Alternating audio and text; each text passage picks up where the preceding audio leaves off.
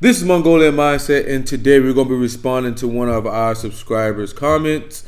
We do check these guys. Do that heart and like there. From Jennifer Mello. One more suggestion, Robert Greene. It would be interesting to type him. I'm particularly sure he's an INFP, but that generates a lot of disagreement, especially in the personality database where most people think he's an INTJ. Honestly, I don't think so. Probably another INFP they confuse with an INTJ. I'm one INFP, and I do not know how they confuse. They are very different types, but they think he's an INTJ because of his books. What does that have to do? They don't know what they're talking about. In my view, maybe I'm wrong about him being an INFP, but I watch his interviews a lot, and it makes me pretty sure he is. But I need more confidence in this, as I don't trust my own thinking that much. So please type him when you can, and thank you. So we just noticed what she says. I need more confidence in my thinking. That's coming from TE inferior. Okay, but don't worry about that. INFPs are amazing because they actually listen to a lot of people, and you can learn a lot if you actually listen. A lot of people don't do that. Myself, I need to do more of that. So we're gonna get into that. Our sworn enemy personality database has Robert Greene, like she said, as an INTJ. Very funny.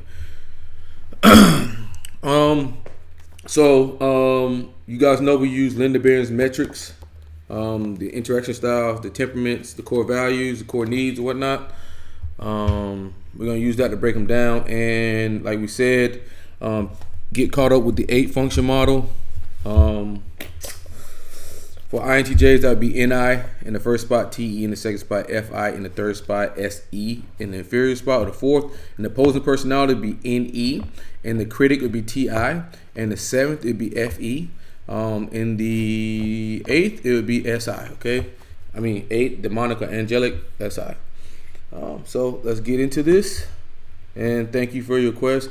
And I also want to say thanks for all you guys that are joining the group. It's been wonderful to meet you guys, and like we said, we do a monthly call every month, and we all talk amongst each other about our goals that we're accomplishing for the month, and we're gonna see what that does for us in a year. Are we all in a better place? Are we moving to better places? Are we growing? Are we in a spot to take over, which is what I think we should all be aspiring to do, and not be a slave. So let's get into this. Particularly younger people say. I will say I have read every one of Robert Greene's books. Some of them more than 10 times. I don't really understand what my life's task is. I call that a master your life's task. Please help me, Robert. You have to be patient. It's not going to come like a light bulb in your head. I was meant to do this. I was meant to write the 48 Laws of Power. That's not how it works. So I like to tell people to go back to their earliest childhood memories of things that really excited them before they got mixed up with that in itself is an SI statement. Go back to your early childhood memory. Parents and teachers and all that, other people telling them stuff. Robert Greene is an author and master guide for millions of readers, and some of them very high profile. He's written 6 international bestsellers that are so powerful they have become legendary. The Icons is a show where we learn life lessons from those who achieved iconic success in the locations that bring their stories to life. My name's Tyler Wade.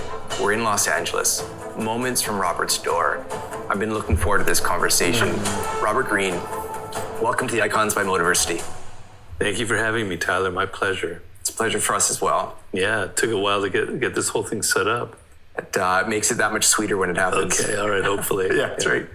Now, you wrote books, now looking back, over a couple of decades ago, you started kind of your book writing career, and they were immediately captivating, but you started to explore some of the kind of darker side of human nature. What do you think drew you down that path?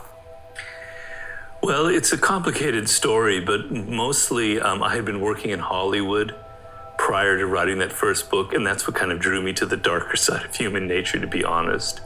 But in general, I saw this kind of paradox or this kind of dichotomy in our culture where people don't want to talk about that element pertaining to power, to people in power, to politics, particularly to culture, where it's all supposed to be about the art and everything is so elevated. So that there was an any statement. He's talking about what people don't want to talk about. So that would be down for SINE there.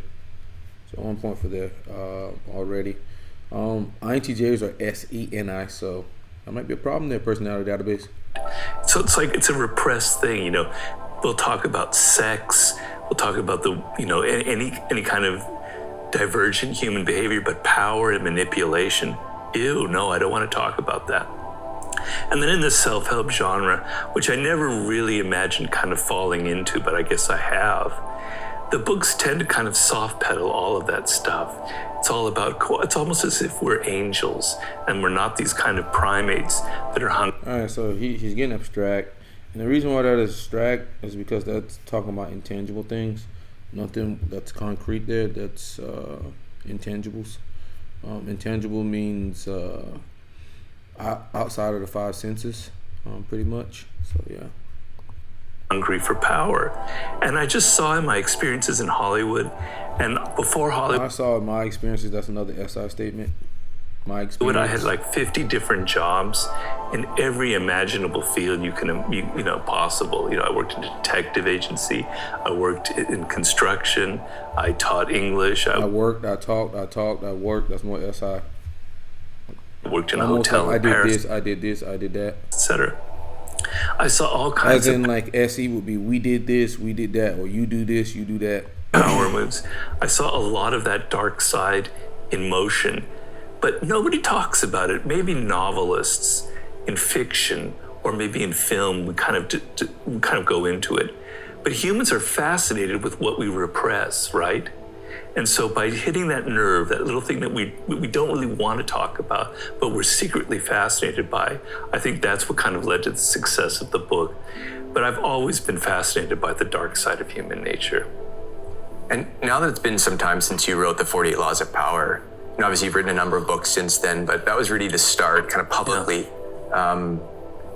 Do you look back differently on those tools? Would you offer them differently? Like this combination of kind of mastering your dark side and also maybe playing defense. How do you hope people receive those tools?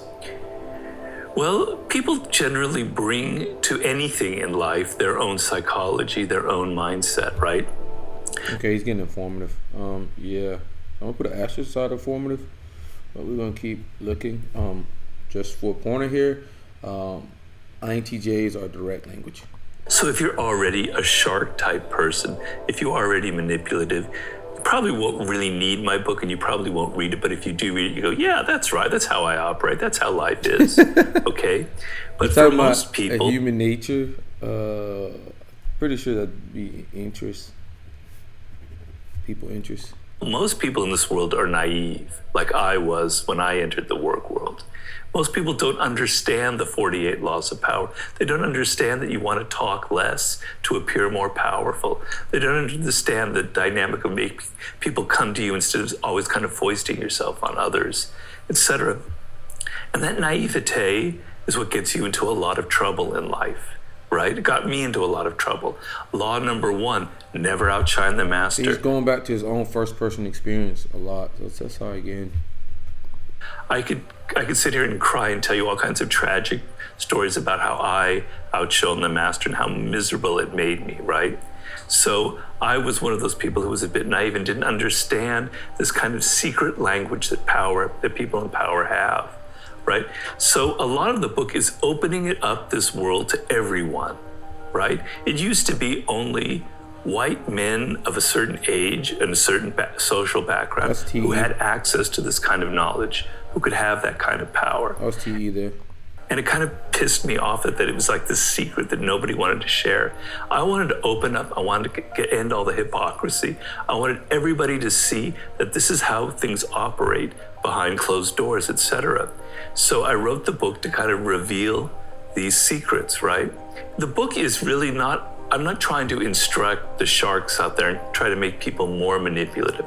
I'm trying to make you less naive in your life. And that was sort of the purpose behind the book.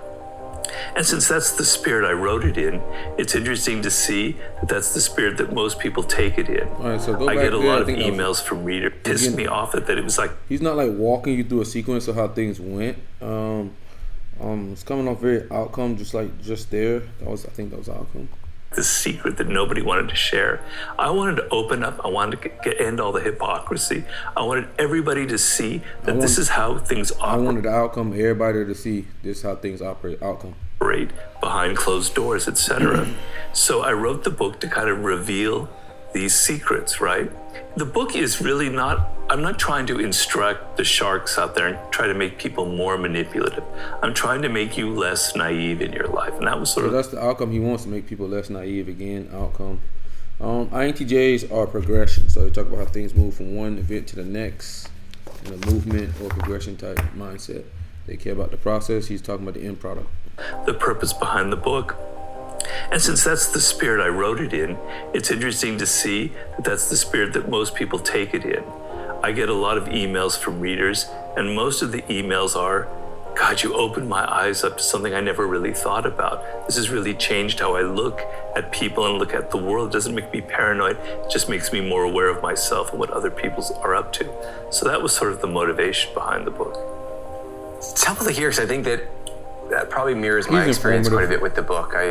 When you read did that seem like it was specific, concise, to the point? No, he went on for about a marathon there talking. So that's extra information. So I'm gonna go ahead and say that he's informative. So if he's informative, he can only be ESFJ, ESFP, ENTP, and enfp, ISFJ, ISFP, INTP, and INFP. Okay. You can go to the, let's see, the chart here. Okay, you go to the chart here. Okay, so he could only be the INFP, ENFP, INTP, ENTP, and ESFP, ISFP, ESFJ, ISFJ. Okay, so let's get back to this. The title, you maybe get an impression and try to figure out, what is this book actually helping me do? But then as I picked up the book and started to read it, I probably put myself in that naive camp as well. And so it felt like this is really helping me decode something that I know has been happening, but I haven't really known how to understand what's been happening. And so that's really cool to hear. I've been curious, now that you look back, what do you think has been driving you down this path? You see, he's pretty calm, cool. He's not interrupting the guy. It's looking like he is responding. And if he's responding and informative, that automatically makes him outcome, which we already had a couple points for outcome. Well, sometimes in life you just sort of fall into things. I didn't really intend when I was a young man, when I was 18 and dreaming of my future and being a writer. Dreaming of my future. So I'd be in the realm of abstract future focus. The kind of book that I would write, but my experiences in life kind of put me down a particular path. I learned certain lessons. My experiences, that's SI. So he's an SINE user. We already got 5 points for that. So that eliminates ESFP and ISFP. Congratulations. We're gonna go a little bit longer before we call him responding. And I was given this opportunity to write my first book, and I kind of drew upon all of my experience, all of the research I had done, all of research, TEFI, experiences again, SI. My thoughts that have been going on. I was a bit old, I have to say, for writing my first book and having this career change. I was basically in my late 30s, So I had a lot of bad experiences. I had a lot of tough things that I had gone through. Tough experience, bad experiences, SI. So that kind of informed me, and it kind of funneled into this book. It was sort of a mix of circumstance and good luck, and I was able to draw upon everything that I had learned and all of my skills in life. Did he walk you through a sequence there, like I did this first and then this and this? No, he didn't. He just glazing over all of that. So sometimes you hit upon something, it feels right, Like working in Hollywood, I was never comfortable. It didn't feel right. Comfortable. SI again. It's never comfortable. I'm kind of an entrepreneur at heart. I like working for myself. I don't like working for other people. I like to control what I do. Some of that's a bit negative. Control. Outcome people like to control production. They love to control production. That's outcome. Whatever, but writing this book, I could control everything. I was the master of my own domain. I didn't have people breathing down my neck, changing everything that I did. I was able to write about what I love, a subject that interests me. I was able to write about what I love, TFI. All my interest in history. I'm basically a failed novelist, so I'm able to now narrate stories. Give myself a title, failed novelist. In my own way, etc. It was like a perfect fit. And so going from that, I decided to kind of continue in that vein, But I don't want to be in the position which a lot of people make a mistake of in life, of constantly repeating the same successful formula. So a lot of writers who have a successful book. Oh, you're not going to repeat the same successful formula? I wonder why, because you're not systematic. They then kind of make part two. They redo the same idea. See? And they kind of They're saying, I'm not systematic. Cycle things because they figure, I don't want to disappoint my audience. I have to continue, pleasing them. They were pleased with the first one. I've always followed the laws of power, which is change things up, enter action with boldness. Don't be afraid to do things differently. Adapt your strategy to the circumstance. So every book represents a new challenge to me, a new subject, whether it's seduction or war and strategy or mastering a field or human nature kind of thing. And so it represents a challenge, but it also represents I get to use the kind of format that I've created that fits me so perfectly. I'm an extremely fortunate and blessed person. When I read the newspaper and I see how tough it is out there in the world, he's SI like crazy, and how hard people are right now in the particular climate of the work world, I just get down on my hands and knees and I pray that I'm so lucky and so blessed that I was able to land into this kind of perfect job for myself. I wonder. Man, that's some INFP shit there, man. How much that is mindset. I mean, you bring up that term, and you were talking about the fact that you were working hard. Maybe the circumstances weren't working out as well as you wanted to, and then luck arrived, and so kind of these two things came together, and maybe you framed it as a challenge, and now, everything that you'd been going through funneled down to writing that book. Yeah. What would you offer for those? There's a lot of our viewers who would be like, they're kind of still in that tough circumstances and they're waiting for the luck to arrive and they're wondering, I've got dreams. Is he interrupting the guy? Is he changing the subject? No, it's not. So I'm going to go ahead and say he's responding. ISFJ, ENTP, and ENFP are eliminated. We're down to 3 types, ISFJ, INTP, and INFP. And we're going to be done here very shortly because ISFJ and INTP are both TI users and we already got 4 points for TEFI. So yeah. It's looking like he's an INFP. You would be right. Dreams aren't happening fast enough. Like, what advice would you offer them, given that maybe your dreams started to really materialize in your late 30s? Well, it's never too late. It's better to start earlier on in life. I mean, I wrote a book, Mastery, that deals with that subject, and I try and advise people. It's like the number one question I get is from particularly younger people saying, I don't really understand what my life's task is. I call that a mastery your life's task. Please help me, Robert. The earlier you figure it out, the better off you are, but it can happen later in life. Now, I figured out at an early age that I wanted to write. I didn't know what I wanted to write, but I loved words and I loved writing. And if I didn't have that connection when I was 8 years old, all the way into high school and college, I would have been a lost soul. And I empathize with a lot of people who don't. Empathize. Oh, is that his FE coming up? His FE coming up from the unconscious? Have that feeling when they're 8 or 18 or in their 20s. But I'm trying to tell people everybody has it. You're just not listening to yourself. You've lost touch with who you are, the core of your being. You're on social media too much. You're listening to what other people are telling you. You're listening to what your parents told you should be doing in life. You're listening to what your friends think is cool. You're listening to what the culture is all about, the entertainment industry, etc.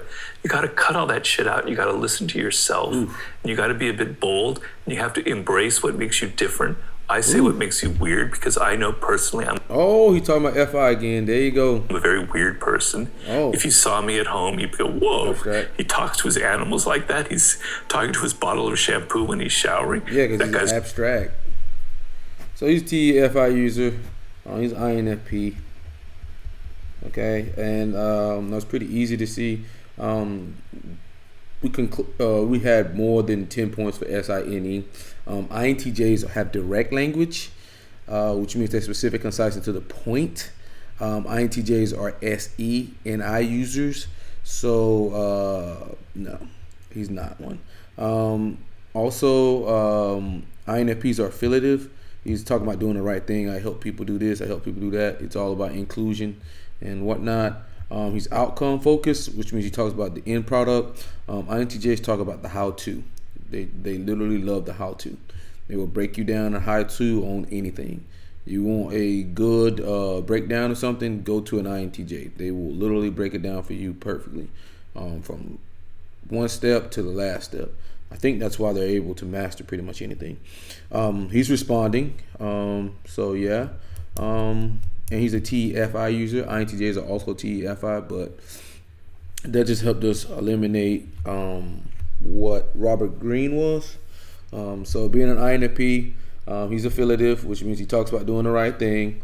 He's outcome, which means he talks about the end product. He's not walking through a sequence of how things move.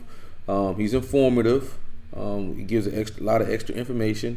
He's not direct, specific, concise, and to the point. He's responding, which means he's introverted. He did not interrupt this guy at all. He just sat there, waited patiently. And like I said in my last thing, in Dario Nardi's book, he talks about INFPs being the best listener, having the longest listen time. Go to INFPs, and then second is isfj. So if you want somebody to listen to you, get you an INFP therapist. But yeah, he's TEFI. He cares about what's important to him, and he talks about it. He's an FI hero, obviously. He's abstract. He talks about the what if, intangibles, philosophy, ideas, stuff like that, contextual things. And he's an SINE user. He talks about his comfort. I did this, I did that from a first person perspective. Even when he recants members, he goes inward, outward. So yeah, Robert Greene, you are 100% correct, is an INFP. Congratulations. Jennifer Mello, keep typing. And we are done here.